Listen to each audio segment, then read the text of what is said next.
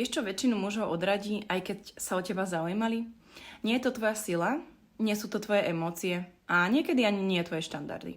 Ale to, že sa pred nimi začne správať ako na výberovom konaní. Prosím, vyber si ma, pozri, aká som skvelá, čo všetko ti prinesem do života. Pozri, aká som lojálna, pozri, čo všetko zvládnem, pozri, ako ťa viem podporiť. A kým sa snažíš ukázať, že si pre neho dosť dobrá, on z teba začína mať úplne opačný pocit. Myslíš si, že keď mu dáš najavo, aká si výnimočná, tak si to uvedomí a povie si, wow, túto ženu nesmiem stratiť. Ale čo sa deje v skutočnosti?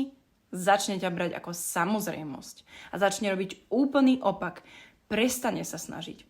A ty namiesto toho, aby si ustúpila do svojho stredu, ideš ešte viac do výkonu, ešte viac do dokazovania. A pritom, keď tomu ty sama neveríš a na silu mu to ukazuješ, ani on tomu nebude veriť.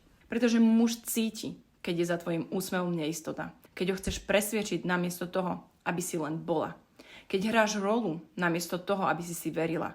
Skutočný muž sa nezamiluje do ženy, ktorá ho o niečom presvieča.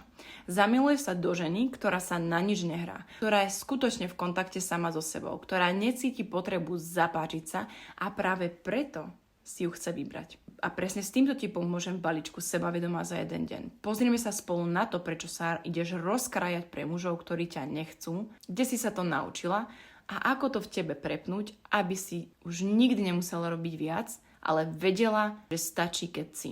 Odkaz na svoju konzultáciu nájdeš v profile.